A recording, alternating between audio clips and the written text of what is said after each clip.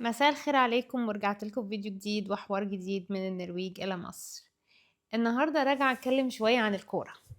طبعا كل اللي يعرفني عارف إن أنا ماليش في الكورة، بس طبعا كأس العالم ده كان حالة خاصة جدا، بما إن في بدل الأول كان بيبقى 32 بلد مشاركين في الكاس أو منتخب يعني، ودلوقتي عملوا 48. فطبعا انا حاسه ان كل الناس بتتكلم على الكوره، سواء اللي فاهم في الكوره واللي مش فاهم في الكوره.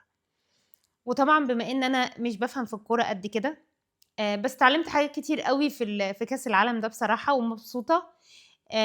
ولقيت ان يعني اللي بيتفرج على الكوره او اللي مهتم بالكوره يعني هي حاجه حلوه بصراحه، يعني بيبقى enjoyment.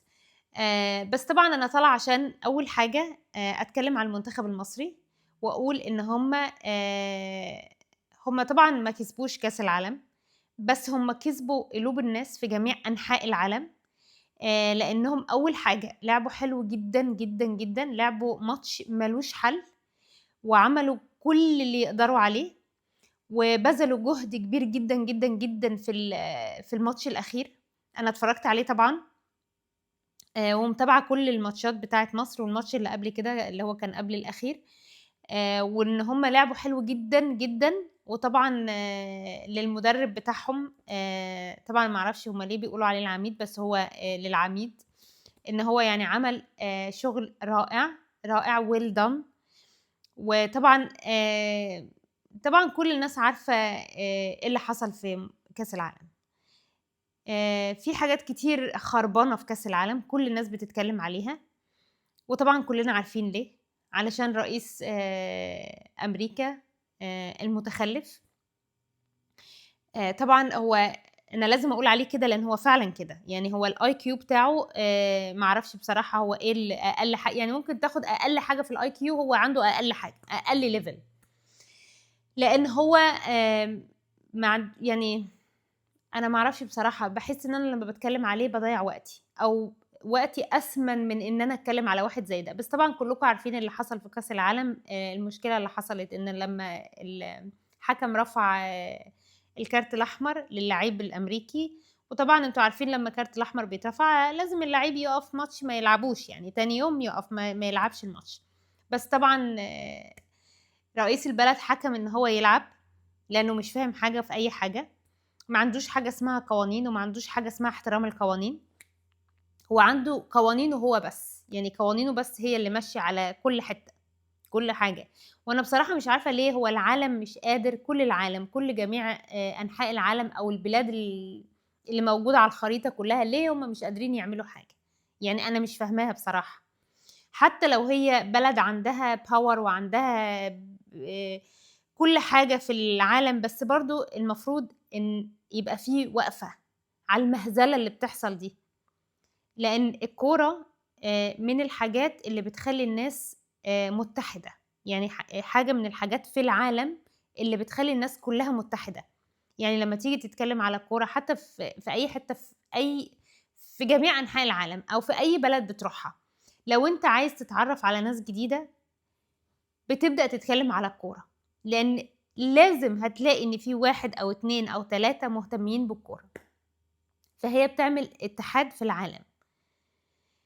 ولمّا ييجي عند الكورة الناس كلّها بتتكلم لغة واحدة. بس طبعًا أنا طالعة أتكلم على إن المنتخب المصري اتظلم. بس هو فاز بينا، يعني فاز بينا وفاز بالعالم كلّه، بكل العالم، يعني كلّه هو دلوقتي بقى له مكانة في قلوب كل الناس، وفي قلوب كل الشعوب في العالم، على اللي هم عملوه وعلى اللعب الحلو. هم لعبوا بصراحة بجدارة، بجدارة. وده من أكتر الماتشات اللي ناس كتير جدًا، جدًا اتكلموا عليه في العالم. يعني أنتم شايفين كأس العالم فيه ماتشات كتير جدًا ما بين ده وده وده وده، بس من أكتر الماتشات اللي الناس اتكلمت عليها ماتش مصر والأرجنتين. بس طبعًا الحمد لله على كل شيء، وكل العالم عارف إيه اللي حصل. عارفين إن إحنا اللي المفروض كنا فُزنا بالماتش ده، وإحنا فعلًا فُزنا. وطبعًا أنا شُفت فيديو النهارده والمنتخب المصري نازل مصر، بصراحة حاجة تشرّف، بجد والله العظيم حاجة فعلًا تشرّف، على المقابلة اللي اتقابلوها في مصر، وهم فعلا يستحقوا ده. يعني انا النهارده طالعه وفخور. انا طبعا انا كنت بتفرج، يعني بما ان انا ما بين بلدين بشجع النرويج وبشجع مصر، ودايما وانا بشجعهم هما الاثنين او انا بتفرج على الماتشين، يعني لو النرويج بتلعب او مصر بتلعب، فبحس ان انا قلبي مش موجود في مكانه، بحس ان هو يعني بره. فانا كنت حزينه جدا ان مصر خسرت جدا، وكنت اتمنى ان احنا ناخد كاس العالم، بس احنا كسبنا حاجه تانية، كسبنا العالم كله. وطبعا كلنا عارفين كل اللي عمل الضجه ده علشان العميد رفع العلم بتاع اخواننا، بس طبعا دي حاجه تشرفنا. ولو كان هو ده اللي خسرنا الماتش، يبقى احنا فخورين باللي احنا خسرنا الماتش، علشان احنا عندنا شرف، علشان احنا بندافع على حاجه، قضيه احنا مؤمنين بيها. وفعلا فعلا كل المصريين بيدافعوا فعلا عن القضيه دي بقلب جامد وبقلب من قلبهم فعلا، دي حقيقه فعلا. حتى هنا انا لما يعني انا ساعات ما بتكلمش كتير في فيديوهاتي عن اخواننا في اللي هم في البلاد التانية. طبعا انتوا عارفين ان صعب ان يقول الاسم لانه بيقطعوا الفيديو وبيقطعوا حاجات مقاطع من الفيديو كتير.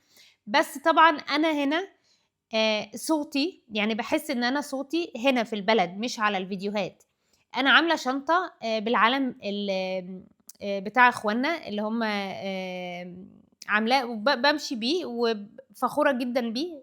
في اي حته بروح فيها باخد الشنطه دي معايا، معموله على الايد، يعني انا عاملاها على ايدي. فكل واحد عنده صوت يقدر يطلعه، سواء في علم يرفعه في ماتش، او سواء في شنطة، او سواء في شال ممكن يحطه على رقبته، او سواء ممكن يقول في فيديوهاته، او في اي حاجة. لو انت فعلا مؤمن بالقضية لازم نتكلم عليها، لازم كلنا نتكلم عليها. والف الف الف مبروك للمنتخب المصري وللشعب المصري ولكل الشعب العربي كله، لان كلهم كانوا بصراحة بقلبهم مع مصر. وده كان الفيديو بتاعي النهاردة، واستنوني في فيديو جديد وحوار جديد من النرويج إلى مصر.